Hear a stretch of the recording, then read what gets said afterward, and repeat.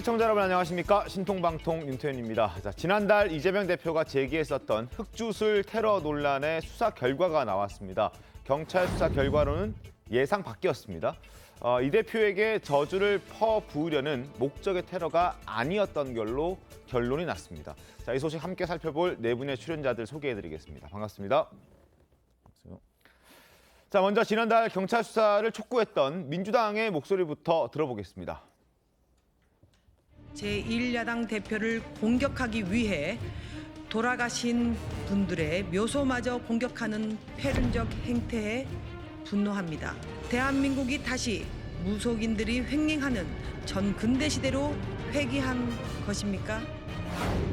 이재명 대표가 얼마나 두려우면 이재명 대표의 부모님 산소에까지 찾아가서 구멍을 파고 살명생이라는 저주의 글자까지 써놓았겠습니까?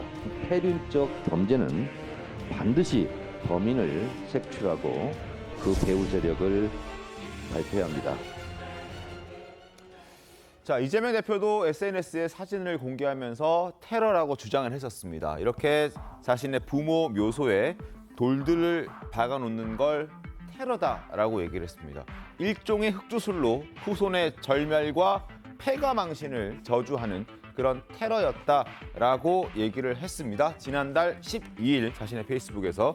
그러면서 더불어민주당에서는 생명살, 당시에는 이 살자가 지금 기자로 드러나긴 했습니다만 살인지 기인지 흐릿하게 불분명했기 때문에 민주당에서는 살인로 보인다, 살이라고 주장을 했었던 거였습니다. 그래서 수사를 촉구했고 수사 결과가 이번에 나온 겁니다.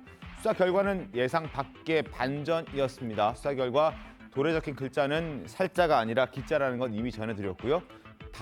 잡힌 범인도 테러범이 아니라 종친회 관계자였다라고 들립니다. 어떻게 보셨습니까? 그렇게 종친회 관계자가 아니고 네. 풍수지리를 하는 풍수지리하는. 전통 장인. 이 사람이 이제 종친회 사람들로부터 요청을 받고 네, 이재명 대표가 이제 이게 작년 5월 말이라고 하거든요. 네, 그러니까 이재명 대표가 6월 1일 보궐선거에 출마를 했잖아요. 그렇습니다. 그러니까 거기에서 그 대선에 지고 나서 보궐선거마저 떨어지면 여러 가지 좀 정치적 어려움에 처할 테니까 네. 좀 길을 보충하기 위해서 이런 걸 해달라고 그래서 5월 말에 갖다가 묻었다는 거거든요. 그 네. 글자도 본인이 썼다고 그래요. 네, 근데 저는 이제 의문이 드는 거는 네. 3월 12일에 저걸 페이스북에 올려가면서 할 때부터 뭔가 좀 이상했던 것이 살이라고 하더라도 네, 앞에 생자와 명자는 그렇게 나쁜 의미로 쓰인 것 같지는 않잖아요. 네. 그거와 만약에 뒤에 글자가 살이라면 그러면 이게 상충해요, 서로. 그리고 육안으로 봐도 저게 살인지 뭐 저는 오히려 흐를 유자로 봤는데 네. 뭐 잘 좀 그래요. 그렇게 거기다가 세 글자를 썼는데 왜 끝에 글자만 또 저렇게 희미할까 하는 것도 의문이고 이게 묻은 지 지금 1년도 안 됩니다. 그렇죠. 그런 점에서 여러 가지 의문이 들기는 했는데 그걸 이제 수사 의뢰를 해서 경찰이 수사를 했는데 이번에 그 이모 씨라는 직접적을 했다는 그 뭐 전통 장인인가 하는 그 사람이 기자들하고 통화해서 저거 내가 했는데 네. 무슨 글자고 무슨 목적이었다 하는 걸 밝힌 겁니다. 그렇습니다. 자, 국민의힘에서는 이렇게 비판하고 있습니다. 코미디도 이런 코미디가 없다 이렇게 비판하고 있고 아마 당시 이재명 대표가 여러 가지 정치적으로 불리한 상황을 좀 덮기 위해서 활용한 것 아니냐는 지적도 나왔더군요. 어떻습니까? 그 시점이 저게 이제 3월 12일 네. 이 경에 공개를 한 건데 2월 말에 우리가 기억하는 이재명 대표에 대한 그 체포동의안 네. 표결이 부결이 되면서 이재명 대표가 좀 정치적으로 많이 수세에 몰렸잖아요. 저희가 생각할 때 그것을 좀 덮기 위해서 저것을 이용한 거 아니냐라는 생각도 할 수 있는 거고 물론 저 글자를 진짜 살로 읽어서 네. 저희 쪽에 이제 정치 공세를 뭐 할 수도 있겠다. 뭐 일부러 알면서 저게 기자인데 기운 기자인데 일부러 그랬다고는 뭐 생각하고 싶지 않지만 네. 다분히 좀 그래요. 그리고 아까 영상도 보셨지만 정청래 의원 등등 돌아가면서 계속 뭐 저희한테 뒤집어 씌우지 않습니까? 좀 확인하시고 하시길 바라고 이게 이제 아닌 걸로 드러났으니까 정청래 의원 등등 뭐라고 하실지 좀 지켜보겠습니다. 알겠습니다. 아직 뭐 공식적인 입장은 없는 것 같더라고요. 권지웅 대변인님 민주당에서는. 네, 뭐 일단 저는 이 사안을 이렇게 보는데 자식의 동의 없이 어떤 부모의 묘소가 네. 파헤쳐진 거지 않습니까? 거기에 이제 좋은 의도가 있었든 아니든 근데 그것 자체가 사실 좀 위협감을 느낄 수밖에 없는 상황이라고 저는 생각됩니다. 물론 뭐 이런 걸 보면은 그렇죠. 방탄 놀래기 스러울 마련이고. 때고, 그렇죠. 네. 그래서 어쨌건 좀 인간적인 측면에서는 저는 그런 반응이 당연히 있을 수 있다고 생각하고, 근데 어쨌건 밝혀진 바 악의적 의도가 없었다는 건 어쨌건 정치가 적대적으로 극단화되고 있는데, 그래도 부모의 묘소에 어떤 나쁜 어떤 정치적 테러 이런 것들은 한국에 없었다, 이런 걸로 좀 저희가 받아들여야 되지 않을까 싶습니다. 구자란 변호사님, 근데 이걸 봤을 때 기분이 안 좋고 뭔가 확인하고 싶은 마음은 알겠는데 그걸 확인을 먼저 하고 문제가 있다면 문제 제기를 하는 게 더 순서상 맞지 않았을까 하는 생각이 드는데, 이재명 대표 같은 경우에는 확인하는 절차 없이 그냥 이건 나를 위한 테러다 이렇게 단정적으로 공개를 해버리지 않았습니까? 그에 대한 뭐 실수는 없었을까요? 제가 보기에도 그런 면에서 정치적인 지금 비판을 받는 것 같고, 그런 비판에 충분한 근거가 있는 것 같거든요. 앞서 다 얘기 나왔다시피 뒤에 글자만 지워진 것도 석연치 않은데 그거를 살자라고 단정을 할 수 있는 상황은 아니었어요. 근데 살자라고 단정 짓고 패가망신을 꾀해가지고 주술적으로 이제 저주를 한 것이다라고 해가지고 그 주술과 관련된 의혹은 사실 윤석열 대통령이나 이렇게 공격하는 주요 네네. 소재였는데 그걸 이제 기시감을 있게 했거든요. 네. 그러니까 이재명 대표가 그때 누가 보기에도 어려운 시기였어요. 그랬고 이 발표를 했을 때에도 비서실장이 극단적 선택을 해가지고 정치적으로 어려운 상황에서 이거를 했던 것은 상황을 역전시키기 위해 가지고 전환시키기 위해 가지고 했던 것이 아닌가. 그리고 그 주변에 CCTV나 이런 것도 있었고 네. 묘소를 관리하는 문중 사람들도 있었는데 네. 그런 거에 대한 확인 절차가 없었던 것은 일단 모르는 척하고서 공격을 해서 이걸 국면 전환을 시켜보고, 시간은 어차피 지나니까 누가 했든지 간에 부모의 묘소에 대해서 벌어진 일이기 때문에 동정 여론은 얻을 수 있어서 마무리도 어쩌면 이제 쉽게 할 수 있다. 지금처럼 이제 이런 태도를 취할 수 있다는 것까지 아마 예상하고서 일단 질러놨던 거 아닌가, 이런 비판은 충분히 있을 수 있고, 심지어 그래서 민주당원이었던 이상희 제주대 교수도 그런 식으로 네. 지금 비판을 하고 있거든요. 그렇습니다. 이건 민주당 내부에서도 나온 목소리이기 때문에 그거에 대해서는 민주당 분들도 겸허하게 받아들이고 잘못 얘기했던 거에 대해서는 바로잡고 사과해야 될 것으로 생각이 됩니다. 그래서 이제부터는 저는 네. 국면이 네. 이제 3월 12일 페이스북에 이재명 대표가 올렸던 부분은 이제 저런 식으로 끝났고, 지금부터는 네. 사실은 상당수의 정치권에서는 그러면 3월 12일 올릴 당시에 이재명 대표가 정말 모르고 올렸느냐, 저는 이 국면으로 넘어갈 걸로 보입니다. 진실 공방으로 넘어갔다. 왜 그러냐면 저게 마지막 글자만 저렇게 된 것도 의문이고, 그다음에 저 마지막 글자가 저렇게 되면 잘 모르겠으면, 네. 잘 아시잖아요. 잘 모르겠으면 알만한 사람한테 물어보거나 아니면 문중에 물어보거나 이렇게 해서 문제 제기를 해야 되는 거잖아요. 근데 그렇지 않고 물어보긴 물어본 것 같아요. 그러니까 흑주술이라는 것도 나오고 그러지 않습니까? 그런데 저런 쪽으로만 물어본 것 아닌가. 그렇게 되면 결국은 처음부터 어떤 의도를 가지고 이재명 대표가 이거를 제기를 했다고 볼 수 있는 여지가 있잖아요. 그러니까 3월 12일 문제 제기 당시에 이재명 대표가 정말 아무것도 모르고 부모님 묘소가 이런 식으로 파헤쳐졌다라는 그 생각만 가지고 한 건지, 아니면 더 많은 사실을 알고도 의도적으로 한 건지, 저는 이 부분도 규명이 돼야 된다고 생각합니다. 알겠습니다. 저는 뭐 지금 단계에서 네. 그 어떤 발표 시기를 조정했다는 식의 어떤 발언이 있다거나 혹은 아니면 일부러 그 마지막 글자가 지워졌던 거 아니냐, 이렇게 추측하는 건 전 되게 무리스럽다고 생각합니다. 혹여나 그럴 만한 근거가 드러나고 나면 그런 의심을 하고 한번 확인해 볼 수는 있겠지만, 어쨌든 부모의 묘가 어쨌든 파헤쳐져 있고, 네. 이게 좋은 의도든 아니든 자식이 모르는 상태에서 저런 일이 벌어졌다는 것 자체가 되게 당연히 당혹감을 느끼고 반발할 수밖에 없지 않았겠습니까? 그러니까 뭐 시기를 일부러 조정했다, 이런 억측은 없어야 된다고 생각합니다. 알겠습니다. 자, 경찰의 목소리와 그리고 그 직접 돌을 심은 묘를 좀 파헤친 그 이모 씨의 입장까지 이어서 확인해 보겠습니다. 국가수 감정 결과는 둘 다 기로 확인이 됐습니다. 날생자하고 발걸명자하고 기운기자, 이 세 글자가 기운이 나오게 해달라고 하는 주관적 의미거든요. 자, 오히려 이 대표를 돕기 위해서 선친 묘소를 훼손했고 거기에 기운을 좀 불어넣는 그런 돌을 묻었다, 이렇게 얘기를 하고 있습니다. 입장을 조금 더 살펴보면 이렇습니다. 기를 보충하기 위해서 문중의 요청으로 인해서 이 사람은 돌을 심었다라고 얘기합니다. 문중 지인으로부터 이 대표가 지금 고전하고 있으니 이 5월 말쯤에 심었다고 하니까요. 6월 1일 지방선거 앞두고 이재명 대표가 고전하고 있다고 문중에서는 판단했던 것 같습니다. 그래서 우리가 도와주자 그런 취지로 이 대표의 부모 산소에서 기가 나오지 않으니 뭐 산소에서 기가 좀 약했다고 판단을 했던 것 같아요. 그래서 나오지 않으니 기를 보충해 주자는 요구를 받았고 좋은 취지로 한 것이다 이렇게 얘기를 합니다. 하나 더 보시죠. 그리고 지난해 6월 1일 지방선거 3일 전에 경주 이씨 종친 등과 함께 이재명 대표 부모 봉분에 생명기라고 쓴 돌을 대여섯 개 정도 묻었다라고 얘기를 직접 했습니다. 당시 이재명 대표의 상황을 좀 보겠습니다. 당시에 이재명 대표가 윤영선 국민의힘 후보와 인천 계양을에서 승부를 펼쳤는데요. 예상을 깨고 이재명 대표가 압도적으로 유리할 것이다라는 예상을 깨고 박빙의 승부가 펼쳐졌었습니다. 당시 윤영선 후보 무명에 가까운 후보였습니다. 47.9%.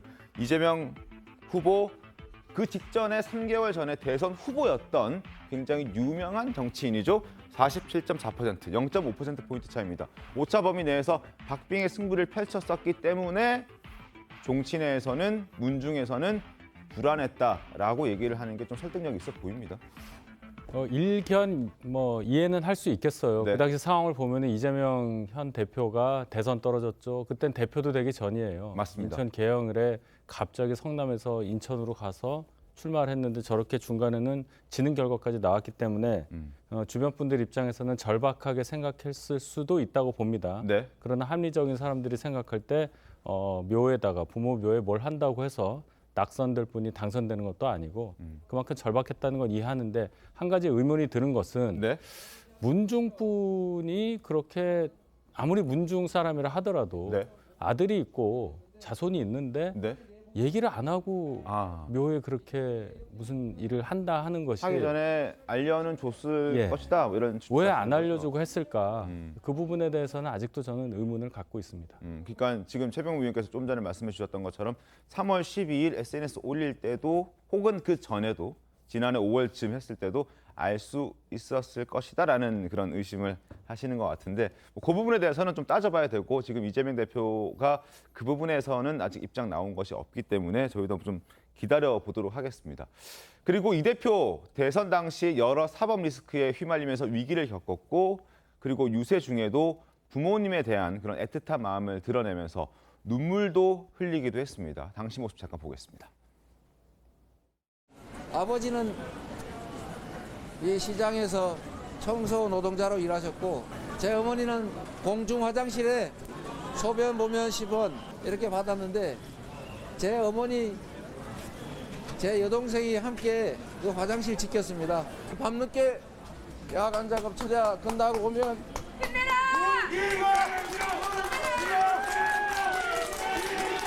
아들이 퇴근할 때까지 기다려 주셨습니다. 그렇게 열심히 살았습니다. 대선 후보 시절이었습니다. 지난해 1월 달에 유세를 하면서 부모에 대한 애틋함을 드러냈고 눈물까지 흘렸던 이재명 대표의 모습을 보셨고 그렇기 때문에 부모의 묘소에 저런 상처들이 났을 때 바로 즉각적으로 대응을 했던 것 같은데 그럼에도 불구하고 지금 여러분들이 말씀해 주시는 것처럼 과연 정말 몰랐을 것이냐는 부분에 있어서는 좀 의심을 해볼 수가 있을 것 같아요. 구자룡 변호사님. 그렇죠. 이게 지금 형법상의 분묘발굴죄에 해당이 하거든요. 근데 네. 이거는 형법 조항을 모르는 사람도 사실 이게 범죄에 해당될 것이라는 건 상식적으로도 알잖아요. 그리고 묘소는 부모님의 제사를 주재하는 장손이 그거에 대해서 결정권이 있다는 것도 상식으로 알고 있기 때문에 아무리 문중이라고 하더라도 이재명 대표하고 의사 연락 없이 그냥 이렇게 범죄에 해당하는 행위를 했겠는가 이게 합리적인 의심이고 그리고 그거는 몰랐다고 치더라도 그 이후에 과연 올릴 즈음에도 이거를 알아보지 않고 이렇게 할 수 있었는가 그러니까 그냥 벌어진 일에 대해서는 이재명 대표가 관련이 없더라도 이미 벌어진 일에 대해서 살이다라고 규정해가지고 그냥 정치 공세로 이렇게 하는 부분은 이제 또 별개의 이제 의혹으로 남을 수 있는 부분이거든요. 근데 이 부분이 굉장히 좀 앞으로도 좀 껄끄러워지는 게 네. 이거 처벌을 면할 수가 없어요. 문중이라고 그렇습니까? 하더라도 예. 네. 그래서 문중에서 좋은 뜻으로 했더라도 분묘 발굴이라는 건 구멍을 뚫거나 뭐 이게 파헤치거나 이게 전형적인 분묘 발굴 행위거든요. 그리고 이거는 반의사불벌죄가 아니에요. 그러니까 이재명 대표가 용서해 주겠다고 하더라도 처벌을 면할 수가 없어요. 그리고 형량이 5년 이하의 징역만 규정돼 있지 벌금형도 없어요. 상당히 또 처벌도 세요. 네. 그렇기 때문에 문중 사람이 이재명 대표 돕겠다고 그 누구보다도 주술적인 행위를 한 것이 이재명 대표 쪽에서는 처벌이 돼도 우습고 이거를 선처를 해주십시오라고 해서 이제 아예 기소 유예의 가능성 하나 생각해 볼 수는 있거든요. 왜냐하면 네. 처벌로 넘어가면 세니까. 근데 적극적으로 또 처벌하지 말라고 하는 것도 모양새가 우스워진 좀 두 가지로 좀 곤란한 상황이 되어버렸습니다. 알겠습니다. 이 대표의 입장은 지금 이렇습니다. 부모님의 묘소를 훼손하는 것에 대해서는 뭐 이유 여하를 막론하고 굉장히 유감스럽다는 입장입니다. 그러나 악의 없이 벌어진 부분이기 때문에 자신을 위해서 한 부분이라는 점 때문에 수사 당국에 선처를 요청한 그런 상태인데 지금 구자현 변호사님 말씀처럼 그걸 요청해봐야 크게 소용이 없을 수 있다 이런 말씀이신 거잖아요. 네. 기소 유예가 될 수는 있지만 만약에 그게 안 된다면 벌금형도 없는 징역형의 무거운 집행유예 정도가 집행유예 가장 정도? 선처입니다. 그런 상황이기 때문에 한번 지켜봐야 될 것 같고 그리고 지금 계속 거듭 제기가 되고 있습니다만 과연 정말 몰랐을 것이냐. 문중에서 과연 이 대표에게 아무런 언급 없이 저렇게 돌을 5개나 묘를 훼손해 가면서까지 심었을 것이냐. 그리고 적어도 3월 12일에는 과연 이 대표가 정말 모르고 글을 썼을 것이냐. 이런 부분에 대해서도 조금 더 사실 진위 여부를 좀 밝혀져야 하지 않을까 하는 생각도 해봅니다. 자, 그리고 이런 가운데 이재명 대표의 강성 지지자들에게 굉장히 많은 공격을 받고 있는 이낙연 전 대표가 잠시 국내로 귀국한다는 소식이 전해졌습니다. 최국 의원님 어떻게 된 일입니까?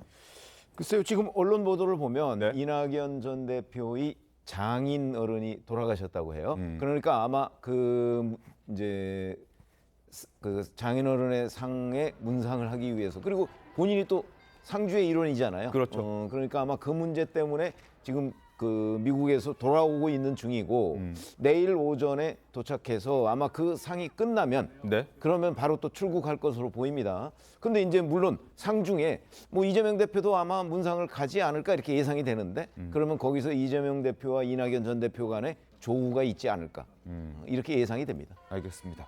자, 이재명 대표와 지금 이재명 대표의 지지층들에게 굉장히 많은 공격받고 있는 이낙연 전 대표인데요. 지난해 6월 달에 미국 유학길에 올랐습니다. 그때 모습 잠깐 보겠습니다.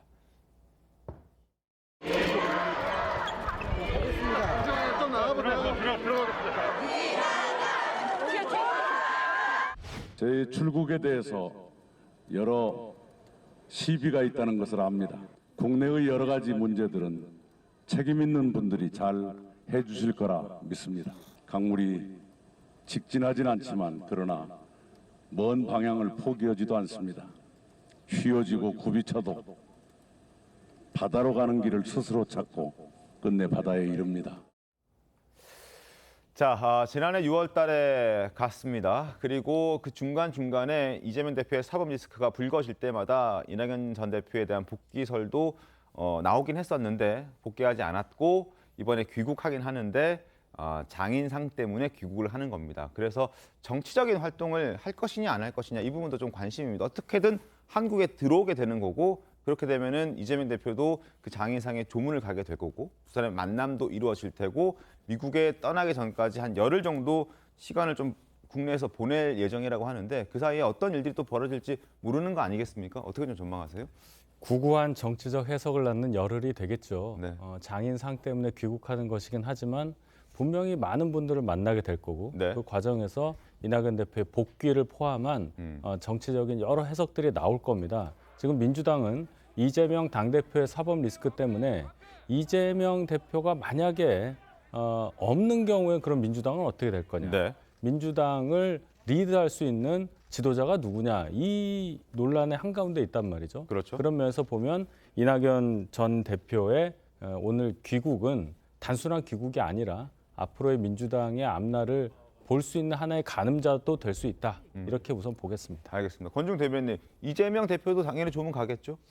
아마 그러지 않을까 싶은데 근데 일단 저는 뭐 지금 이낙연 대표를 뭐 많은 국회의원들이 만난다 하더라도 그것이 실질적으로 어떤 분란의 소지가 될까라고 했을 때 저는 그렇게 생각하진 않습니다.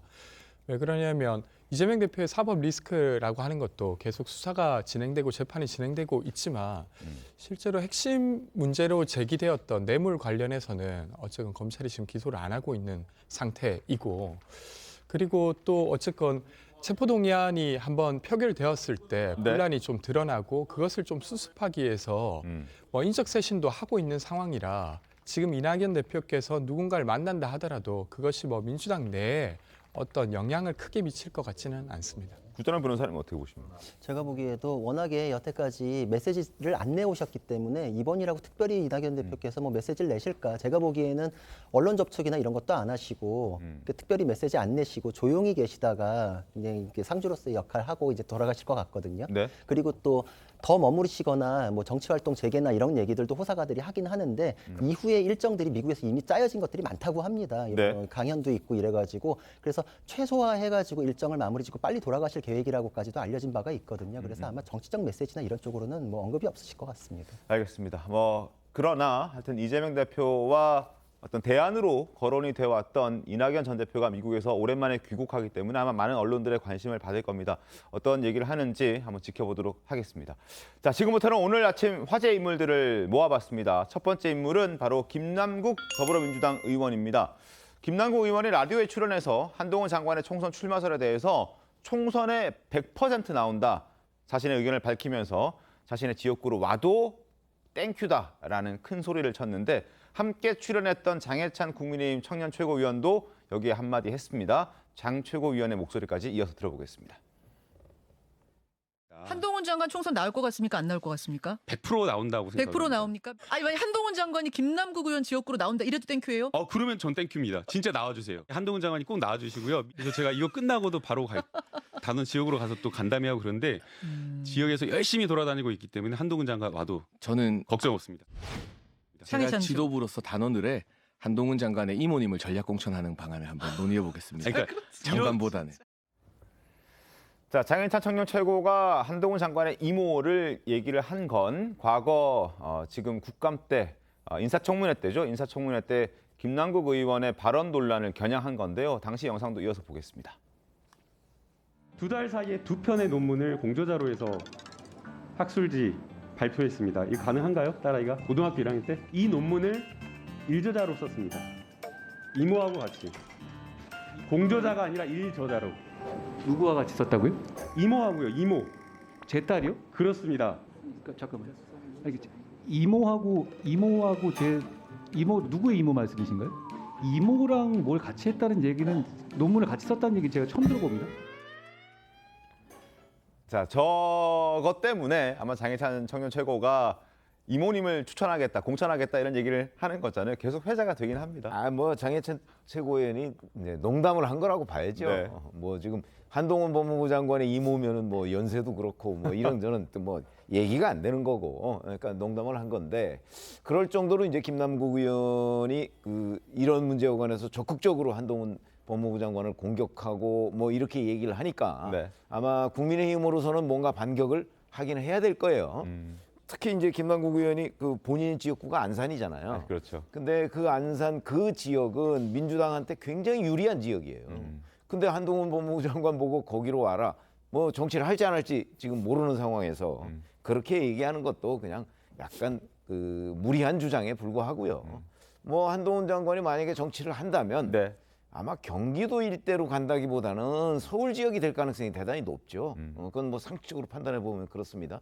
그러나 이제 본인은 지금 법무부 장관 역할에 충실하다고 하고 있기 때문에 그건 뭐 지켜볼 일이지. 여하튼 정치권에서 그냥 화제를 만들어내기 위한 것에 불과하다. 그리고 진행하는 앵커가 계속 질문을 그런 쪽으로 유도를 하잖아요. 그러니까 그런 정도의 화제거리에 불과하다고 생각합니다. 윤희석 대변인 어떻게 보십니까? 글쎄요, 한동훈 장관이 정치를 하냐 마냐 얘기부터 시작해서 뭐 김남국 의원이 자기랑 하자고 그러는데, 제 개인적으로 볼 때는 한동훈 장관이 출마할 것 같지는 않아요. 그 이유는 지금 법무부 장관 역할에 충실하다고 하는데, 만약에 한동훈 장관이 법무부 장관직을 지금 수행하고 있는 입장에서 정치를 하겠다면 굳이 초선 의원이 되는 길을 택하겠느냐 이런 생각을 해봅니다. 국회를 들어가면 선수 위주로 이 구성이 되지 않겠습니까? 아무리 과거에 뭐 그런 얘기도 있더라고요. 김대중 전 대통령이 살아 계실 때 총리 출신인 분이 초선으로 들어왔는데 딱 첫 마디가 초선이시죠라고 하셨다는 얘기. 그만큼 선수가 갖는 위압감이 이렇게 큰 건데 한동훈 장관이 초선 국회의원부터 정치를 할 거라는 생각은 그렇게 들지 않습니다. 그럼 다른 방법의 길이 있다는 말씀이신가요? 정치를 하겠다면 다른 방법도 있는 거죠. 뭐 광역단체장도 있는 거고 더 큰 것도 있는 건데 지금으로 볼 때는 대중 정치를 할 거라는 생각 자체가 저는 잘 안 들어요. 알겠습니다. 한번 지켜보도록 하겠습니다. 자, 김남국 의원 어쨌든 100% 출마할 거라고 얘기했는데 다른 사람들은 또 아닌 의견을 내는 사람들도 있습니다. 다른 주장도 한번 들어보겠습니다. 한동훈 장관이 장관직을 잘 수행하고 있지 않습니까? 네. 멀쩡히 잘 행정을 하고 있는 법무부 장관을 자꾸 정치판으로 끌어들이는 것이 바람직하지 않다. 대통령이 가까운 검사들을 소위 말하는 영남이나 강남의 좋은 지역에 보내라고 할 때 과연 당에서 그걸 어떻게 할 것이냐. 그런 일이 일어나지도 않고 있고요. 일어날 징후도 보이지 않는데 왜 그런 우려들을 하시고 그런 프레임을 씌우려고 하는지. 지금 이제 법무부 장관 하고 있는데 국회의원을 하기 위해서 뛰어든다고 보기는 어렵지 않습니까? 윤석열 대통령도 정치 안 하고 그냥 바로 직행했잖아요. 그렇죠. 그래서 한 장관은 제가 보기에는 정치할 가능성이 그렇게 높지는 않다. 윤석열 대통령 입장에서 그게 받아들여질 수 있는 내용이냐 했을 때 저는 윤 대통령도 그렇게 생각 안 할 거예요. 출마를 하진 않을 것이다라는 의견들을 이제 두 사람은 냈고 최재성 전 의원 같은 경우에는 뭐 다른 방법이 있지 않을까 뭐 이런 얘기도 살짝 넌지시하는 것 같았습니다. 윤석 대변인 방금 얘기해 주신 대로 초선하려고 국회에 들어가지는 않을 것이다. 더 큰 길이 있지 않을까 뭐 이런 얘기도 뭐 그냥 흘려듣기에는 좀 의미심장한 얘기였던 것 같은데 구전호 변호사님은 어떻게 좀 보십니까? 제가 보기에도 사실 한동훈 장관은 지금 정치에 대해서 전혀 뜻이 없는 것 같아요. 그리고 법무부 장관으로서 굉장히 또 일을 열심히 하고 있기 때문에 1년도 더 남은 얘기에 대해서 지금 얘기하는 거는 그냥 김남국 의원이나 이런 분들이 자기 몸값 키우기 위해서 얘기하시는 것 같거든요. 고민정 의원도 자기 지역구 알아 이랬었는데 두 분 다 사실 다음번에 공천 받을지도 저는 잘 모르겠는데 그분들이 이렇게 자기들이 공천 받는 거 기정사실화 해가지고 나는 더 센 사람이랑 붙어도 자신 있다 뭐 이러지 않을 거면 정치 뭐 하지도 않았다 이러는 거는 그냥 자기 이름 언급 한동훈이랑 붙여가지고 하시는 거에 불과하지 한동훈 장관이 정치를 할지도 모르는데 가정을 거듭해가지고 그냥 자기 중량감 키우는 거잖아요. 그리고 김남국 의원 같은 경우에 사실 뭐 100% 뭐 출마한다 이러는데 사실 김남국 의원이 의정 활동하면서 한 얘기 중에 맞는 게 사실 거의 없어가지고 저 얘기 전제로 해서 기사화되는 것도 김남국 의원은 그냥 그 자체가 좋으실 것 같아요. 어차피 한동훈 장관은 와도 안산에 출마할 리는 없기 때문에 그냥 이거 해서 나는 안산에서 다음번에도 나올 거고 나는 그 정도 중량감 있는 사람하고 붙을 수도 있다. 이 그냥 메시지 한번 던진 건데 언론에서 생각보다 많이 받아주고 있는 것 같습니다. 알겠습니다. 뭐 김남국 의원과 고민정 의원이 공천을 받을지 말지 모르겠다는 건 개인적 의견이라 말씀하셨고 그리고 김남국 의원이 했던 얘기들 중에서 사실 희화화되는 부분들도 있긴 하지만 뭐 틀린 얘기만 있었던 것도 아니라고 볼 수 있기 때문에 그 부분도 개인의 의견으로 제가 정리를 좀 하겠습니다. 자, 그리고 한동훈 법무부 장관에 대해서 관심은 계속 뜨겁습니다. 과거에도 그랬고 지금도 그렇고 앞으로도 뜨거울 것 같은데 온라인에서 패러디물까지 등장했습니다. 어떤 패러디물이었는지 소개를 좀 해드리겠습니다. 자, 편의점에 간 한동훈 법무부 장관인데 한동훈 법무부 장관이 평상시에 국회 출석해서 국회의원들과 질의하는 과정에서 문답하는 과정에서 따박따박 반문하는 형식을 많이 취하는데 그걸 패러디한 겁니다. 편의점에 가서 카드를 앞쪽에 꽂아주세요라고 결제 방식을 얘기했을 때 내가 카드로 결제한다는 얘기를 한 적이 없는데 어떻게 하셨습니까? 뭐 이런 얘기를 하고 그러면 현금 결제하시겠습니까? 했더니 현금 결제를 하겠다는 말씀도 드린 적이 없는데요 라고 반문, 질문으로 어떤 질문에 대한 답을 대신한다. 이걸 민주당 의원들이 항상 지적하는 부분인데 그걸 패러디를 한 겁니다. 그럼 결제는 뭘로 하실 겁니까? 했더니 제가 물건을 사려고 한다는 건 어떻게 아시죠? 라고 또 질문을 하는 그런 모습을 패러디했고 물건 골라서 계산대에 올려놓으셨잖아요. 했더니 계산대에 올린 물건을 구매할 것이라는 건 억측이죠. 이렇게 하면서 다시 한번 한동훈 법무부 장관의 어떤 대답 방식을 지적하고 조롱하고 비판하는 그런 패러디물이 나왔습니다. 이런 패러디물이 나온 건 제가 말씀드렸듯이 민주당 의원들과 질의응답하는 과정에서 따박따박 반문하는 한동훈 장관의 모습을 보고 민주당 지지층들에서 만든 이런 패러디물인데 그 모습 영상으로 확인해 보겠습니다. 권한쟁의 심판에서 지면은 장관 사퇴하시겠습니까? 헌법재판에서 저희가 승소하게 되면 어떻게 하실 겁니까? 여야 간의 합의를 존중해서 표현을 유지했다는 것을 알고 계실 것 같은데요. 위장탈당이라든가 회의 쪽에 같은 비정상적인 상황이 있었던 것을 다 잊으셨습니까? 자신 있는 말씀 있으신가요? 의원님, 저는 다 걸게요. 의원님 뭐 거시겠어요? 거시는 거 좋아하시잖아요. 세자척봉했다. 그것은 바로 한동훈 장관 아니겠느냐. 사진까지 만들어 오신 거예요? 이거 질문하시려? 국민이 어떻게 보실지 제가 참 그리고 걱정됩니다. 저는 제가 범죄라고 얘기하지 않았어요. 잘 듣고 얘기하세요. 제가 범죄라고 말하지 않았잖아요. 역시 질문에 질문으로 답을 하시네. 아니요, 전 답입니다. 자, 한 장관의 이런 모습을 보고 패러디도 만들어지고 있는 상황이고 지지층들은 뭐 시원하다, 통쾌하다라는 반응이 있고 반대 측에서는 또 좀 안 좋게 보는 그런 반응들도 있긴 한데요. 윤희석 대변인 어떻게 좀 보셨습니까?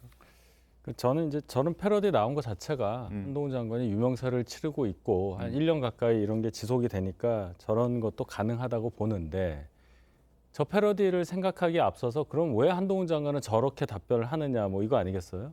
민주당 의원들 질문이 합리적이었다면 과연 한동훈 장관이 저렇게 민주당 지지층이 불편할 만한 방식으로 대답을 했겠느냐. 이걸 먼저 생각을 해봐야 된다고 봐요. 왜냐하면 질문이 합리적이어야 제대로 답변을 할 텐데 질문 자체가 합리성이 떨어지고 너무 억측을 사실인 양 물어보니까 한동훈 장관 입장에서 거기에 답한다는 것도 굉장히 멋쩍고 이상하게 들릴 수 있는 소지가 있으니 굉장히 그 재치 있게 답변을 하다 보니까 이제 저런 패러디까지 간 게 아니냐. 뭐 이 정도로 해석하고 싶습니다. 알겠습니다. 권종 대변인님, 사실 며칠 전에 대정부 질문을 있었을 때 전해철 의원과의 대화도 화제가 됐었거든요. 그때 한동훈 법무부 장관이 합리적으로 질문하시니 나도 합리적으로 얘기를 한다 이렇게 얘기를 했던 적이 있는데 바로 그 부분을 지금 윤희석 대변인께서 좀 지적해 주신 것 같아요.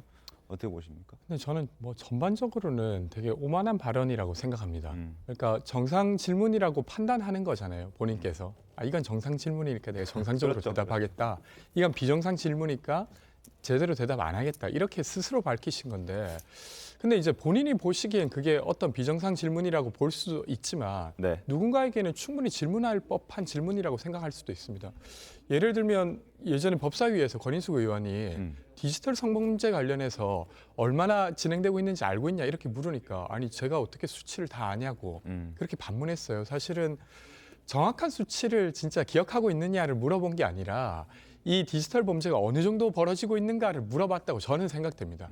아마 많은 국민들도 그 질문을 그렇게 이해했을 것 같은데 사전 질문도 안 주셔놓고 저한테 그렇게 질문하시면 안 되죠. 이렇게 말씀하셨는데 사실 국회의원들 다 사전 질문 주고 있고 그런 질문이 왔을 때 나중에 자료로 답변 드리겠습니다. 뭐 이렇게 하면 될 일이죠. 근데 그런 모든 모습이 지지자분들에게는 역시나 민주당 의원들에게 뭔가 이기는 모습을 보였다 이렇게 생각할지 모르겠지만 다른 사람이 보기에는 국무위원으로서 사실 국민을 대신해서 국회의원이 질문하는 것에 그렇게 답변하는 모습은 저는 별로 적절하지 않다고 생각하고요. 그래서 강점이 있지만 그것이 양면처럼 약점이 되기도 하는 거라 그것들을 좀 보완해 나간다고 하면 더 멋진 국무위원이 되실 것 같은데 지금 그렇게 가기보다는 더 강견 일변도로 가시는 것 같습니다. 알겠습니다. 네. 제가 보기에도 저 풍자 만화 자체는 한동훈 장관의 유명세를 반영하는 거 아닌가 싶은데 이재명 대표도 찬반의 논란의 중심에 서 있잖아요. 그래서 그 주변에서 온갖 혐의가 다 이렇게 벌어지고 그리고 주변의 극단적 선택이 반복될 때 이게 모두 다 우연이겠냐. 그래서 풍자로 한 번은 우연이고 두 번은 운명이고 세 번은 이재명이다. 뭐 이런 얘기도 막 돌아요. 그러니까 찬반의 중심에 그 관심이 모이는 사람에 대해서는 이렇게 보이는데 지금 묻는 거에 대해서 질문을 하는 것 자체를 부적절하다라고 하는 건 전 좀 받아들이기는 어려운 게 항상 물음표로 끝났다고 해서 그게 다 질문이고 몰라서 묻는 건 아니잖아요. 소크라테스도 물어보면서 깨우치게 하는 식으로 교수법을 했었거든요. 그렇잖아요. 근데 그거에 대해서 상황을 보면은 지금 민주당 의원님들이 물어보는 게 구체적 수치를 물어보는 게 질의의 핵심이라면은 의미가 있겠죠. 근데 그거 숫자를 물어보는 건 한 번도 핵심이었던 적은 없어요. 이 주제에 대해서 아냐, 이거에 대해 정책으로 쭉 질의를 이어가기 위해 가지고 묻는 와중에 숫자를 물어봐요, 항상. 그러니까 한동훈 장관도 무슨 장학 퀴즈 아니지 않습니까? 이렇게 얘기하는데 우리 그 법정에서도 증인 신문을 하잖아요. 네. 주신문 사항을 먼저 상대방한테 보내요. 알려주고 해요. 왜냐하면 그게 뭘 물어보는지 몰라가지고 준비를 상대방이 못했을 때 공전되고 헛방이 되거든요. 그러니까 핵심에 대해서 서로 완전히 제대로 다퉈라라는 취지에서 법정에서도 그러는데 그 살 떨리는 장소에서도 근데 국민께 알리고 정책에 대해서 논해야 되는 그 고차원적인 자리에서 숫자 아냐 모르냐 그리고 숫자에 대해서 이렇게 옥신각신하면 또 그 부분만 잘라가지고 영상 만들어가지고 뭐 답을 했네 못했네 이렇게 이용을 하고 있으니 이게 너무 반복되는 것 자체는 그런 의도가 있지 않느냐라는 거에 대한 지적도 겸허히 좀 받아들여야 될 것 같습니다. 알겠습니다. 자, 지난달에 이탄희 의원과 주고받았던 대화 그리고 최근에 대정부 질문에서 민주당 의원들과 주고받았던 대화들을 좀 모아봤습니다. 한번 보시죠. 판검사들에 대해서는 출마 전까지 좀 냉각기를 가져야 된다. 이런 지적들이 좀 있는데 알고 계십니까? 위원님께서도 판사 하시다가 출마하셨으니까 더 잘 아실 것 같습니다. 아나무인식 국회 경제 국민 무시하는 것 이런 것도 그 윤석열 정부 평가의 하나의 단초나 또는 구성인자가 된다라고 생각하는데 어떠세요? 정상적인 질문을 하실 경우에는 정상적으로 답변 드리고 있습니다. 장관이 애창곡이 있습니까? 애창곡이요? 윤도 의원은 아닌데요. 뭐 제가 특별히 노래 부르는 거 좋아하지는 않습니다. 국민들께서 제 애창곡을 궁금해하실 것 같지 않거든요. 지금 그럼 우리나라 검사는 총 대략 몇 명입니까? 글쎄요, 한 2천 명 될 것 같은데요. 그래요. 그 정도 답변해도 돼요. 지금 장학 퀴즈 하는 거 아니지 않습니까? 끝나고 나면 라디오 달려가셔서 그렇게 없는 자리에서 욕하고 뒤풀이 하시는 게 요즘에 민주당 의원들 뭐 유행이신가 봅니다. 자, 두 번째 인물 만나보겠습니다. 두 번째 인물은 바로 안민석 더불어민주당 의원입니다. 자, 장해찬 최고위원이 안민석 의원의 아들 학교폭력 의혹을 제기했습니다. 안 의원의 해명을 요구하고 나섰는데 장 최고 발언 듣겠습니다. 온라인에서 더불어민주당 안민석 의원의 아들로부터 학폭을 당했다는 피해자의 호소문을 접하게 되었습니다. 2012년 피해자가 고2 때 안민석 의원의 아들로부터 지속적인 괴롭힘을 당했다고 호소하는 글입니다. 이 글의 사실 여부에 대해서 더불어민주당 안민석 의원이 책임 있는 답변을 해주길 바랍니다. 이번에 의혹이 불거진 안민석 의원의 아들 같은 경우는 대입에도 취업에도 분명한 불이익을 받게 될 것입니다. 자, 장해찬 최고가 얘기하는 그런 학교 폭력의 예가 여기 있습니다. 2020년 10월 온라인 커뮤니티에 피해 주장의 글이 올라왔는데 당시 안 의원의 아들은 한 고등학교의 2학년이었던 것 같습니다.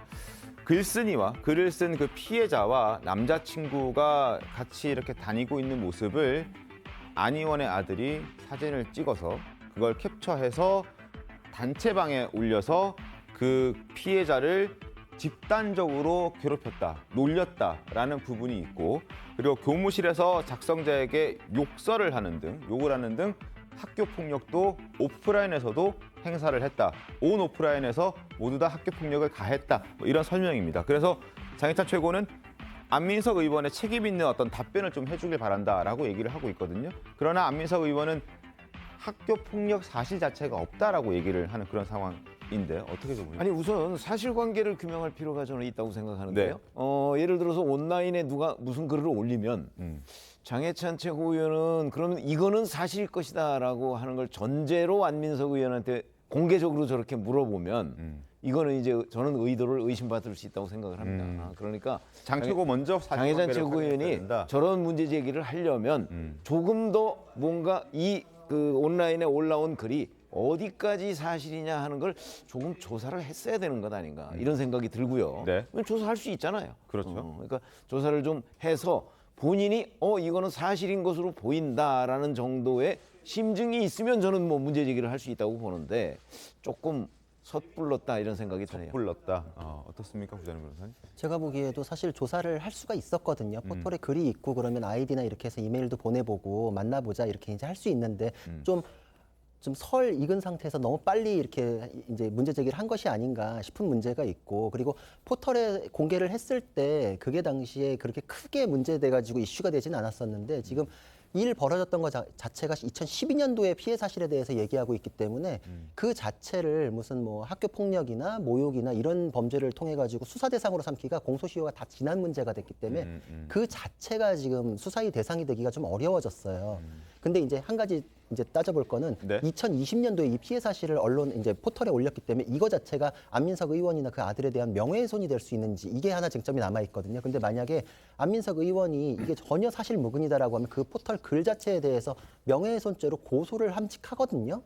그러면 이게 이준석 대표의 사건과 비슷해져요. 왜냐하면 성상납에 대해 무고죄로 다시 한번 그렇죠. 수사를 할 수 있는 그렇죠. 상황. 그럼 무고죄하고 명예훼손죄가 맞물리면서 양쪽 다 수사 대상이 되면서 이 학교 폭력이나 이런 것들이 진위에 대해서 밝혀질 수 있는 계기가 열리게 되거든요. 그러니까 안민석 의원이 사실 무근이다라는 걸 넘어서 장해찬 최고뿐만 아니라 그 포털 글에 대해서까지도 명예훼손이다라고 고소를 하는지 안 하는지 요거까지도 이제 관심 있게 봐야 될 상황이 됐습니다. 알겠습니다. 지금 안민석 의원의 입장이 나오고 있습니다. 확인 결과 학교 폭력은 없었고 저는 어떠한 영향력도 행사하지 않았다. 그리고 어떤 확인도 없이 학교 폭력 가해자로 지목된 것은 대단히 무책임한 행위다. 장해찬은 법적, 정치적 책임을 져야 한다. 뭔가 본인도 법적으로 움직임을 할 것이다라는 걸 넌지시 시사하는 듯한 안민석 의원의 입장이 나왔었는데요. 거기까지 좀 소개를 해드렸습니다. 자, 마지막 세 번째 인물 만나보겠습니다. 세 번째 인물은 바로 어제도 잠깐 소개를 해드렸던 조 전 장관의 딸 조민 씨입니다. 자, 조민 씨의 법원 판단이 나왔습니다. 법원이 어제 조국 전 장관의 딸 조민 씨의 부산대 의전원 입학 취소 처분이 정당하다라는 판결을 내렸습니다.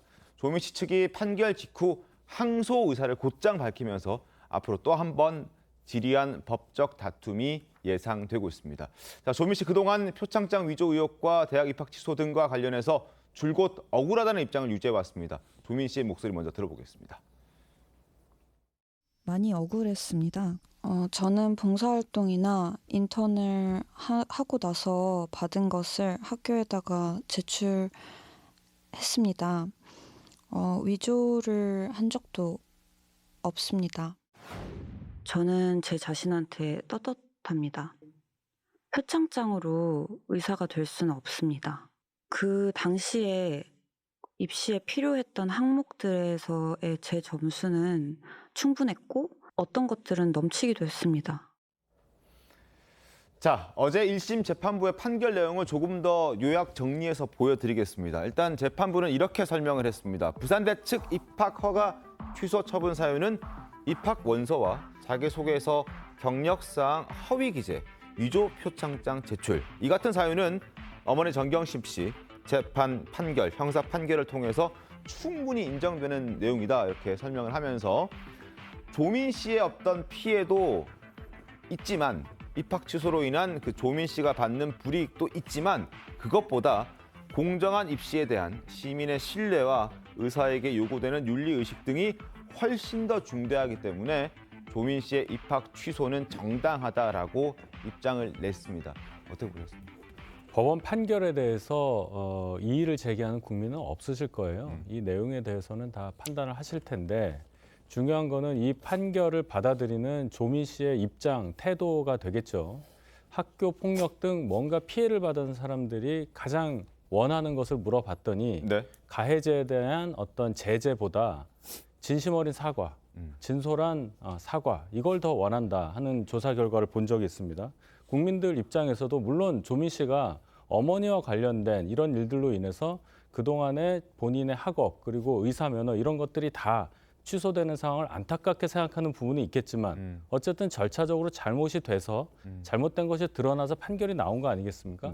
그렇다면 최소한 그 과정에 있어서의 본인의 잘못에 대해서 인정하는 태도를 조금이라도 보여줘야 할 텐데 그것이 없이 마치 이것이 잘못된 어떤 법원 판결인 것처럼 자꾸 강변하는 듯한 태도가 지속되다 보니까 이렇게 자꾸 뉴스에 나오고 국민들로부터 회자되는 거 아닌가. 이것이 본인의 앞으로의 인생에 절대 도움이 되지 않는다는 말씀을 드리고 싶습니다. 알겠습니다.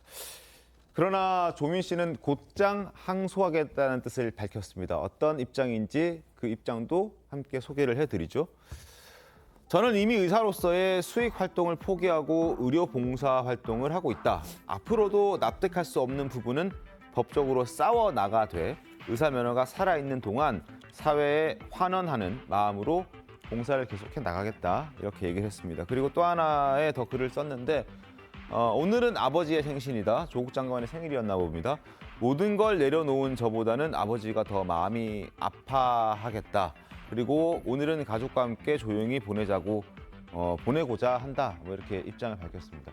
항소를 했으니까 또 재판을 한 번 더 해야 되고 아마 대법원까지 3심까지 가야 되는 그런 상황이 될 것 같은데 뒤집어질 가능성 있습니까? 없죠. 없다. 예, 왜냐하면 어제 판결로 인해서 결정났다기보다 정경심 교수의 형사 판결로 이미 이거는 쭉 그냥 눈에 보이는 상황이었기 때문에 네. 비법조인 중에서도 이게 조민 씨가 이길 거라고 생각하는 사람 사실 한 명도 없을 거라고 생각을 해요. 근데도 지금 절차를 항소 상고까지 이어갈 것으로 이제 얘기하는 거는 사실 반성하지 않는다라고밖에 볼 수 없고 어제 재판부도 그 사적인 불이익보다 공익이 월등히 크다라고 하는데 왜 그러냐면 사적 이익이라는 게 지금까지 뭐 의전원 졸업생으로 살아온 그 인생을 얘기하는 건데 그거 가짜 인생이잖아요. 그러니까 보호 가치가 없어요. 법적으로 그걸 따질 수가 없는데 근데도 반성하지 않으면서 지금 자기가 뭐 준공인으로서 뭐 입장을 밝힌다 SNS에 그렇게까지 하셨더라고요. 그것도 제가 좀 안타까운 마음이 들었던 게 그 헌법상 공인 이론이라는 게 있어요. 근데 정치인이나 유명인처럼 이렇게 자발적 공인이 있고 비자발적 공인이 있는데 최근에 그 납치 살해 사건에 신상 공개됐잖아요. 네. 범죄자가 비자발적 공인의 대표적인 경우거든요. 조민 씨는 입시비리 범죄 사건에 사실 실질적인 공범이에요. 근데 자기가 준공인이라고 하는 게 얼마나 지금 부끄러운 상황인지 지금 전혀 모르는 게 너무 안타깝더라고요. 자기가 어떤 식으로 본인도 비자발적 공인이 돼버렸는데 그걸 자랑스럽게 얘기하는 그렇죠. 상황이 자기가 마치 셀럽인 듯이 행동하는 거가 부끄러움을 모르시고 자기가 지금 공적 인물이 된 거가 그 경위를 지금 전혀 모르시는구나. 그것을 해결하기 위한 거는 자신의 반성인데 자기가 뭐 예쁜 사진 올리고 이거 가지고 팔로워 많이 늘면은 이게 지금 뭐 무마되는 듯이 생각하시나 자기가 준공인 언급하는 상황 자체가 너무도 부끄럽다는 거 이건 법적 이론에서도 있는 내용이거든요. 좀 잘 자기 인생을 좀 되돌아보셨으면 좋겠습니다. 그리고 최병욱 위원님 지금 글을 쓰면서 아버지를 또 언급을 하잖아요. 이것도 다분히 좀 정치적인 어떤 신호 아닌가 싶기도 한데 어떻게 보셨어요? 글쎄 뭐 조국 전 장관도 최근에 뭐 예를 들어 북 콘서트 같은 거 다니고 뭐 그 북 콘서트에 또 조민 씨가 가서 같이 가고. 격려도 예. 하고 뭐 이렇게 얘기를 하는데 글쎄요 뭐 제가 보기에는 저는 조국 전 장관은 법률가잖아요. 이 지금 소송이나 이런 것들이 어떤 결과를 초래할 것인지 본인은 잘 알 거라고 봐요. 그렇게 보기 때문에 저는 조국 전 장관이 더 이상 이런 소모적이고 불필요한 소송으로 네. 어떻게 보면 조민 씨의 앞길을 조민 씨 이제 30대 초반밖에 안 됐습니다. 지금부터도 반성하고 새로운 길을 모색할 기회가 얼마든지 있어요. 그러면 아버지로서 과연 그냥 가슴 아파하고 뭐 그러고서 마느냐 그거보다는 더 적극적으로 이 부분에 관해서 저는 자식을 지도해야 된다고 생각하는 입장이기 때문에 뭐 조민 씨가 어떻게 생각하든 법률가인 아버지가 이 부분을 저는 말려야 한다고 생각을 합니다. 이거는 불필요한 소송입니다. 알겠습니다. 자, 조국 전 장관 딸에 대한 애틋함을 수차례 드러낸 적이 있습니다. 그리고 딸과 관련된 의혹에 대해서도 계속 부인해 왔었습니다. 그 목소리 직접 들어보겠습니다. 저희 아이가요, 그 학교에 가서 중학교, 고등학교 학생들 영어로 가르치는 거 실제 했습니다. 실제 활동을 했고 그에 대한 그 표창장을 받은 거 사실입니다. 예, 저 딸아이 분명히 봉사를 했고요. 그 봉사활동 표창장이 어떻게 발급되었는지는 저도 사실 알 수가 없습니다. 저희 아이가 상장을 받아온 건 사실이란 것입니다.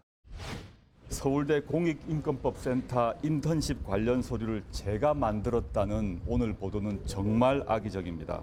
저희 아이는 공익인권법센터에서 인턴을 했고 센터로부터 증명서를 발급받았습니다. 권중 대변인님, 일단 뭐 국민 전체 여론을 저희가 아직 확인할 수는 없지만 그래도 반성해라라는 목소리들이 꽤나 많거든요. 그러나 방성하지 않는 모습, 뭐 민주당에서도 좀 신경 써야 될 부분 아닌가 싶기도 한데요. 저는 뭐 이 사안 다룰 때마다 마음이 좀 무거운데요. 네. 그러니까 표창장 위조한 부분에 있어서는 지금 조민 씨의 어머니가 지금 형을 살고 있지 않습니까? 그렇습니다. 그러니까 저희가 가지고 있는 사법 체계로 처벌을 하고 있는 것이죠. 네. 그 죄에 대해서. 네. 그리고 나서 이제 자녀였던 그분이 이제 입학하는 과정에서 그것이 일어난 것이기 때문에 그것을 법정에서 다투고 있습니다. 조민 씨는 어쨌건 본인이 이제 부모로부터 좀 부당하게 지원을 받았던 것에 대해서는 사과한 걸로 알고 있습니다. 그러니까 사과가 없었다라고 말하기는 저는 어렵다고 생각하고요. 근데 그럼에도 불구하고 그 표창장 위조로 지금 그러니까 대학원에 입학했던 게 취소될 만큼인지 혹은 그로써 면허가 취소될 정도인지는 저는 다툴 수 있다고 생각합니다. 근데 그것을 뭐 이제 보는 어떤 국민들의 시각은 달리 있겠지만 자녀로서 그거까지는 저는 할 수 있다고 생각하고요. 되려 저희가 이제 나눠야 될 것은 만약에 조민 씨에게 지금 들이댄 잣대를 정순신의 아들에게 같이 들이댄다고 하면 어떤 이야기를 할 수 있을까라든지 그리고 사실은 저희가 지금 이 이야기를 하는 건 단지 조민 씨를 어떻게 처벌할 거냐가 아니라 이 같은 일이 어떻게 반복되지 않게 할 것이냐이지 않습니까? 네. 그와 관련된 논의를 좀 이어갔으면 하는데 이게 어떤 한 사람이 우리가 원하는 만큼 반성하지 않는 것 같다라는 식으로 계속 이야기하는 건 저는 뭐 그것이 사회적으로도 좋은 일일까 싶습니다. 제가 학교 폭력을 옹호하는 건 절대 아닌데요. 학교 폭력 가해자에 대한 사회적인 징계와 조민 씨 사건을 동렬해 놓고 비교하면서 조민 씨를 이렇게 감싸는 듯한 발언에 대해서는 굉장히 유감입니다. 왜냐하면 이것은 사법적 판단이 이미 내려지고 있고 국민적으로 어떤 상황인지를 다 알고 있으면서 본인이 이 사건에 대해서 제대로 반성하지 않는 것에 대한 어떤 국민적인 여론 때문에 이 뉴스에 계속 나오는 거 아니겠어요? 그것하고 정순신이라는 분의 아들의 학폭과는 전혀 관련이 없는 것이죠. 이걸 동렬해 놓는 것은 저는 전혀 합리적이지 않다고 생각합니다. 저는 정순신 씨의 아들 관련한 문제가 더 좀 심각한 부분이 있다고 생각하는데 왜 그러냐면 학폭 자체라기보다 학폭 처분이 있었음에도 불구하고 부모가 그것을 계속 비호하면서 아무런 불이익이 받지 않게 했던 거예요. 그러니까 그리고 나서 지금 입학을 했고 대학을 잘 다니고 있지 않습니까? 근데 대학을 잘 다니고 있다는 것 자체가 문제라기보다 어쨌든 거기에 부모가 세게 개입했다는 점에서는 저는 비슷한 부분이 있다고 생각합니다. 근데 비슷한 걸 얘기하려고 그러면 정순신 씨에 대해서 비판 당연히 해야죠. 근데 같은 잣대를 얘기하려고 그러면은 입시 비리에 대해서는 정유라 씨 사례랑 비교를 하셔야죠. 정유라 씨는 100일 만에 다 취소됐어요. 중졸돼 버렸어요. 정유라 씨는 자기가 한 일에 대해서 학교 안 다닌 거 맞으니까 하나도 부인하지 않고 다 시인합니다. 죄송합니다. 라고 했어요. 조민 씨가 아까 사과하셨다 그러는데 사과 안 했어요. 자기가 유복하게 혜택 받으며 살았던 걸 이번에 알았다라고 했어요. 자기가 뭐 위조했네, 뭐 업무 방해했네 이런 거 인정한 적도 없잖아요. 이게 왜 그러냐면은 정세현신 교수랑 조국 교수가 둘 다 완전히 부인하고 뻔뻔하게 자기의 혐의를 하나도 인정 안 해, 지금도. 왜냐하면 자기는 계속 정치적인 찬반의 중심의 인물이 있어야 계속 혜택을 보고 지지세가 떨어져 나가지 않으면 재판에도 영향을 줘가지고 유리해질 수 있다. 이런 고려가 있기 때문에 거기에 연결된 사건이니까 조민 씨도 인정할 수가 없는 거예요. 그러니까 가족 전체가 다 정치인이 돼버렸어요. 그런 상황에 대해서 정순신 씨를 끌고 오는 거는 사실 관련 없는 얘기. 그건 그거대로 비판해야 되는데 잣대를 얘기하려면 정유라 씨하고 비교하셔야죠. 알겠습니다. 자, 다음 주제 가겠습니다. 권경의 변호사 기억하시죠? 조국 흑서의 공동 저자였습니다. 그런데 기가 막힌 일이 벌어졌습니다. 이 사람이 변호사인데 재판에 무려 3번이나 참석하지 않아서 의뢰인이 패소하는 사실이 밝혀졌습니다. 그리고 이 패소한 사실도 5개월이나 지나서 뒤늦게 알려주면서 정말 국민의 공분을 사고 있습니다. 자, 유족 측의 목소리 한번 들어보겠습니다. 변호사가 뭐라고 하던가요? 이모? 첫 번째는 쓰러져서 못 갔고, 두 번째는 날짜를 다음 날로 잘못 수첩에 적어놔서 못 갔고, 그렇게 2번은 못 가서 치아가 됐다. 네. 근데 제가 헤어져서 알아보니 2번이 아니고 3번이었어요. 그럼 상대 쪽 지금 소송 비용도 전부 다 어머니가 지금 물어내야 될 판이다 이런 거잖아요. 그 부분은 어떻게 할 거냐 네. 했을 때 오면은 자기한테 전화하라고. 기가 막힙니다. 한 번도 아니고 3번이나 그걸 변호사라는 사람이 불출석을 했다. 그래서 패소까지 했는데 그 사실도 5개월 동안 알리지 않았다. 왜 안 알렸느냐? 내가 매장될 수 있으니까 뭐 이런 얘기가 들려요. 이거 말이 됩니까, 변호사님? 말도 안 되죠. 그리고 어제 저희 업계에서 변호사님들끼리 이 얘기했는데 다들 막 소름 돋아하면서 놀래버렸어요. 왜냐하면 이거는 납득이 되네 안 되네의 문제가 아니라 상상할 수도 없는 문제예요. 이거는 있을 수가 없는 문제예요. 역사상 이런 일이 있었을까 싶어요. 그리고 제가 그 사건 진행 경과를 어제 인터넷으로 제가 쭉 한번 확인해 봤어요. 네네. 1심에서도 2번 불출석을 했더라고요. 1심에서도? 1심에서도 2번 불출석. 지금 벌어진 건 이거 2심에 3번인데? 그렇죠. 그러니까 1심에서도 이런 사단이 벌어질 상황이 있었고 그런데 2심으로 넘어와서도 연달아 3번 불출석했고 총 5번이네요? 그렇죠. 그러니까 이거는 정말 안 해버린 거예요. 사실 소송을 안 해버렸고 의뢰인을 위해서 일을 한 게 아니라 의뢰인 불이익이 되라는 식으로 지금 한 거기 때문에 뭐 어떤 면에서도 뭐 변명거리도 없어요. 이게 이해할 수 있는 내용도 없고 이런 사례가 역사상 한 번이라도 있었을까 싶을 정도로 말도 안 되는 상황입니다. 이거는. 대한변협에서도 곧장 징계하겠다고 지금 절차에 나섰다고 합니다. 동아일보 신문 보겠습니다. 학폭 재판 불출석 권경의 변호사 징계 추진한다고 합니다.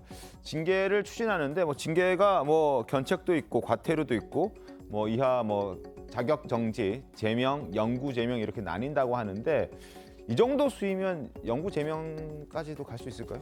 글쎄, 그거야 뭐 지켜봐야 될 문제지만 굉장히 중징계가 나올 것은 틀림없다.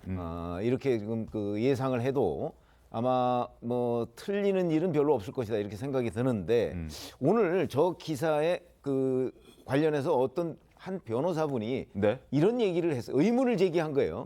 그걸 좀 저는 그 충분히 그 우리가 귀담아 들어야 될 필요가 있다고 그러는데 권경의 변호사가 3번 불출석했잖아요. 그렇죠? 여기는 학폭 피해자 측 변호사예요. 원고 변호사도 그렇죠. 그런데 가해자 측 변호사가 있잖아요. 그 가해자 측 변호사도 3번을 불출석했다. 저도 그 부분이 약간 동시에 궁금했습니다. 불출석했다는 거예요. 네.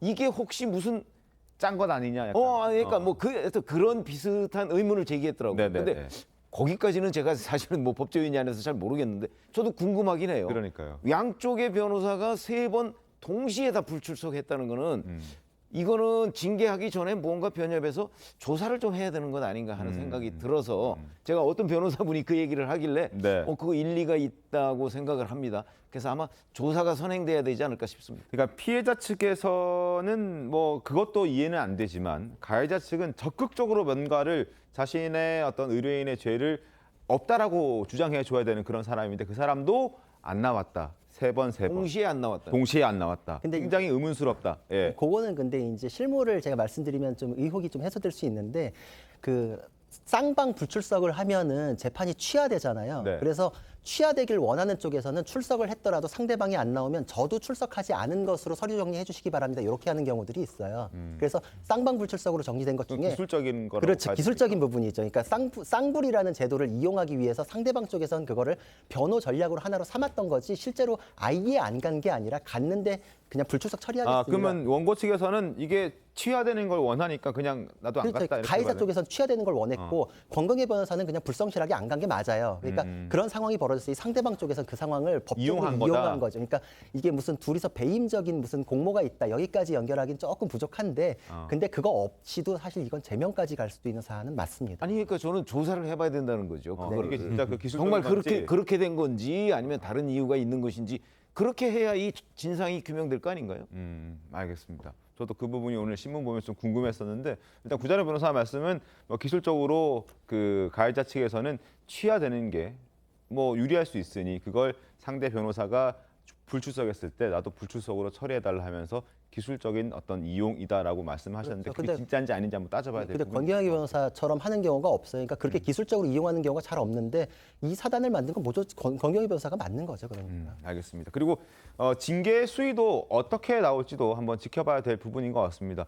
물론 이미 사회적으로 어느 정도 상당한 어떤 그 불명예스러운 부분은 이제 만들어지게 됐습니다만 그 또한 나중에 또 은근슬쩍 복귀할 수도 있는 부분이기 때문에 그런 부분이 없도록 좀 잘 해야 되지 않을까 그런 생각도 좀 해봅니다. 어쨌든 권경혜 변호사의 얘기를 좀 해봤습니다. 자, 다음 소식은 바로 지난 4일 향년 85세 나이로 세상을 떠난 가수 현미 씨 장례가 오늘부터 이제 치러집니다. 일반인 조문을 오늘부터 받기 시작하는데 여러 히트곡들을 남기고 떠난 레전드 가수이기도 하죠. 영상 좀 보겠습니다. 밤이 새도록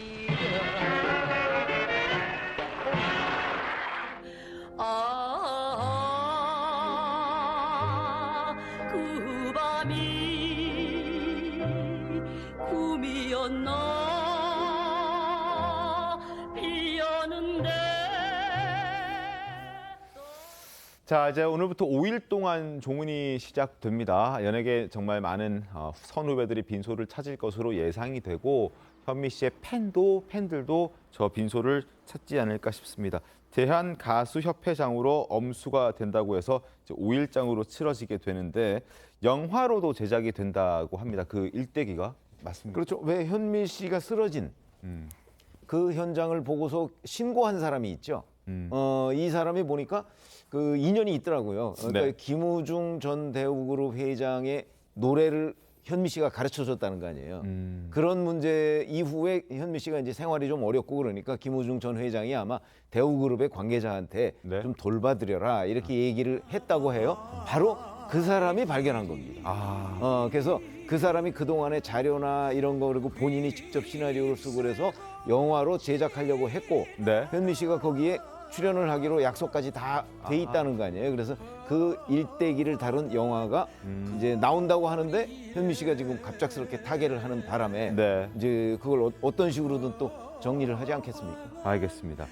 자, 현미 씨의 갑작스러운 별세에 정말 오랜 시간 우정을 나눈 그 절친들도 굉장한 슬픔에 잠겨 있을 겁니다. 특히나 엄앵란 씨, 방송에서도 최근 다시 재조명이 되고 있는데 불과 6개월 전만 하더라도 두 사람이 함께 방송을 통해서 우정을 나누는 모습을 많이 보여줬었습니다. 그 모습 잠깐 보겠습니다. 너하고 나하고 60년대 사는 둘밖에 없어 이제. 떠날 때는 말없이부터 오래 사귀니까. 그게 우연이지. 영화 왜냐면 주연하는 주제가마다 내가 부르고 이봉조 작곡이고 그러니까 가까워질 수밖에 없지. 현미 씨하고 같이 같은 동네에서 살아. 그래도 내가 이 집을 안 갔어, 창피해서. 아무리 친해도 자존심이라는 게 있잖아. 오른편에 넘어진 그 쇼크가 너무 큰 거야. 나이는 나이야. 아무리 젊게 살아도 내가 가끔 그래. 아이고 아버지 하나님 나이는 나이입니다. 현미 씨를 좋아했던 많은 분들이 정말 현미 씨의 빈자리를 크게 느낄 것 같은데 오늘부터 조문이 시작되는 소식을 전해드렸습니다. 삼가 고인의 명복을 빌겠습니다. 자, 세 번째 인물 바로 가겠습니다. 세 번째 인물은 바로 뭐 인물이라기보다는 국민의힘 그리고 얼마 전에 있었던 보궐선거 얘기를 좀 해볼 텐데요. 재보궐선거에서 과거 내란 선동으로 해산당했던 통합진보당의 후신이죠. 진보당이 국회에 7년 만에 입성하는 일이 벌어졌습니다. 당선된 인물의 모습부터 보겠습니다. 드디어 진보당은 국회로 갑니다. 진보당의 10만 당원이 국회로 들어가는 셈입니다. 야권은 분열되어 있습니다. 민주당과 정의당 그리고 모든 야권을 하나로 모아서 윤석열 정권 심판의 길로 달려나가겠습니다. 자, 당선된 이 강성희 당선인은 내란 음모 혐의를 받고 징역 9년형을 살았던 이석기 전 의원의 후배로 알려져 있습니다. 자, 외대 용인 캠퍼스를 졸업했고 이석기 전 의원과 10년 정도 차이가 있는 후배로 알려져 있습니다. 4월 5일 전주을 재선거에 당선이 됐고요. 과거 통합진보당으로 출마한 이력도 있습니다. 내란 음모 이석기와 한국외대 동문이고 통진당 후신 진보당 7년 만에 국회 입성을 한 그런 인물이기도 합니다. 그런데 오늘 아침 신문을 쭉 봤더니 강성희 후보의 당선으로 민주당도 국민의힘도 실패했다 이런 기사들이 꽤나 많았습니다. 어떻게 좀 평가하십니까? 그러니까 예를 들어서 전주을 같은 경우는 사실 민주당 소속이었던 임정엽 전 군수 가 출마를 했거든요. 무소속으로 그 이번에 이제 민주당에서 공천을 안 한다고 하니까 탈당을 해서 무소속으로 출마한 거예요. 그래서 박지원 전 국정원장이 심지어 박지원 전 국정원장은 지금 민주당의 고문이잖아요. 그래서 공개적으로 그 임정엽 후보를 지지하기도 했어요. 그런데도 전주을이라고 한다면 뭐 잘 아시다시피 민주당의 텃밭이다 이렇게 얘기하셨잖아요. 그러니까 민주당이 공천을 안 하기 때문에 탈당을 해서 출마했으면 많은 사람들이 저건 민주당 후보일 것이다. 라고 이렇게 짐작이 되잖아요. 그리고 이제 당선되면 민주당에 입당할 것이다. 이렇게 예상이 되는 상황이었는데도 지금 강성희 후보한테 졌다는 거죠. 그러니까 민주당으로서는 공천을 하지 않음으로써 진보당 후보가 당선돼서 국회에 입성하는 것을 허용했다는 그런 일각의 지적, 이것도 피할 수가 없고요. 그다음에 본인들 그 소속이었던 임정엽 후보가 떨어진 부분에 관해서 이것도 이 전주을이라는 지역이 민주당의 텃밭이라고 하기에는 좀 앞으로 쉽지가 않겠다 뭐 이런 약간은 그 충격을 받을 만한 이런 두 가지 사건이 있었고 네. 그다음에 이제 울산에서 그 기초의원이 민주당이 당선됐거든요. 울산은 잘 아시다시피 김기현 국민의힘 대표가 시장도 했고, 네. 그렇죠? 그다음에 거기서 국회의원도 여러 번 했었거든요. 이런 문제 때문에 이제 더군다나 그 지역은 국민의힘 텃밭이라고 할 수 있는 지역입니다. 그래서 내년 총선이 결코 간단하지 않겠다 이런 그 경고음이다 이렇게 해석하는 경향이 있습니다. 그렇습니다. 자, 민주당에서는 그런 일들이 있었고 국민의힘도 지금 최병민 의원께서 잠깐 언급해 주셨지만 결과를 보면서 한 번 더 국민의힘 상황을 좀 짚어보겠습니다. 국민의힘 상황이 굉장히 안 좋게 돼버렸습니다. 물론 이 선거가 굉장히 주목받지 못했던 것도 사실이고 굉장히 소규모 선거였기 때문에 앞으로 1년 더 시간이 있는 상황에서 뭐 만회는 할 수 있겠지만 일단 어제 그 5일의 결과를 보면은 참담합니다. 전주을에서 지난해 윤석열 대통령이 대선 때 전주에서 15.28%를 득표했는데 이번에 김경민 후보가 국민의힘 후보로 출마했는데 8%가 나왔습니다. 반토막이 났죠, 지지율이. 그리고 울산도 상황을 좀 볼까요? 울산 그래프 한번 바꿔주시겠습니까? 자, 울산에서 울산시 교육감과 울산 남구나 기초의원 선거가 있었는데 진보 후보가 당선했습니다. 둘 다. 그리고 보수는 탈락. 심지어 지난해 대선 때 울산에서 54.41%를 윤석열 대통령이 득표했는데 그것보다 다 낮습니다. 국민의힘에서는 큰일 났다. 뭐 이런 얘기가 나올 수밖에 없잖아요. 어떻습니까? 예, 굉장히 아픈 결과죠. 우선 제가 제일 크게 보는 것은 울산 교육감 선거예요. 울산 교육감 선거. 예. 통상 교육감 선거 때는 진보 보수 이렇게 나오는데 물론 당 공천은 아닙니다만 보수 후보들이 좀 난립하는 경향이 있어서 진보 교육감이 많이 되는 경우가 있는데 이번에는 1대1로 끌었단 말이에요. 그런데도 이제 40%도 안 됐다. 지난번에 저 후보가 얻었던 득표보다도 훨씬 낮아요. 그때 45% 얻었거든요. 그거 하나고 전주에서 8% 얻은 것은 조금 저희가 말씀드릴 부분이 있습니다. 정운천 의원, 지금 비례의원이신데 16년도 20대 총선에는 저 지역에서 지역구 의원으로 당선되신 분인데 이번에 당연히 출마하신다고 생각했고 출마 선언도 했고 쭉 활동하시다가 3월 초에 갑자기 불출마 선언을 하십니다. 그래서 저희 당이 다른 후보를 공모할 만한 시간이 없었고 그래서 김경민 후보로 갈 수밖에 없었던 그런 상황 그리고 선거 지원이 좀 미흡했던 부분 이런 게 있어서 결국은 지난번 대선 때 윤석열 대통령이 얻었던 득표에 비해서 거의 절반 수준으로 득표가 감소하는 상황을 맞았다 이렇게 설명드리겠습니다. 민주당에서는 권지웅 대변인님 이 기회를 좀 살려볼 수 있는 뭐 찬스라고 생각하는 경향도 좀 있는 것 같던데요. 지금 사실은 여론조사를 통해서 이제 국민들의 마음을 볼 수 있는 부분과 그것이 아니라 구체적인 선거를 통해서 보는 건 좀 다르지 않습니까? 근데 최근에 있었던 주 69시간 문제라든지 아니면 한일 뭐 협정 관련한 것이라든지 이런 것과 관련해서 분명히 국민들의 어떤 평가가 있을 텐데 그것이 재보궐선거에 드러나지 않을까라고 이제 생각했었는데 그것의 어떤 현상이 울산 같은 경우는 어쨌건 김기현 대표께서 있는 지역이기도 하지 않습니까? 그런데도 불구하고 민주당이 1대1 구도에서 이겼다. 그리고 진보 교육감이 이겼다라고 하는 건 아마 내년 총선에서 윤석열 정부에 대한 심판 여론이 적지 않겠구나라는 정도는 예측해 볼 수 있을 것 같습니다. 알겠습니다. 자, 물론 뭐 이재명 대표도 직접 적극적으로 나섰던 창녕에서 민주당이 패했기 때문에 그 부분도 민주당에서는 좀 아쉬운 부분일 수 있고요. 그리고 국민의힘에서는 의원 정수 축소라는 이제 아주 큰 개혁 카드도 꺼내들면서 뭔가 반등의 계기를 마련하려고 하고 있지만 이 또한 과연 실현 가능성이 있느냐, 진정성이 있느냐 이런 얘기들도 나오고 있는 상황입니다. 자, 지난 5일의 재보궐선거 한번 짚어봤습니다. 잠시 뒤에 돌아오겠습니다. 네, 오늘 준비한 시터마토 여기까지입니다. 지금 현재 국민의힘 새 원내대표가 오늘 이제 선출이 되는데요. 김학용 의원과 윤재욱 의원이 지금 맞대결을 하고 있습니다. 아마 10시부터 이런 정견 발표라든지 토론회를 거쳐서 아마 오전 중에는 결과가 나올 것 같은데 한번 지켜보겠습니다. 누가 되는지. 자, 신통방통 다음 주에 더 신통하게 돌아오도록 하겠습니다. 고맙습니다.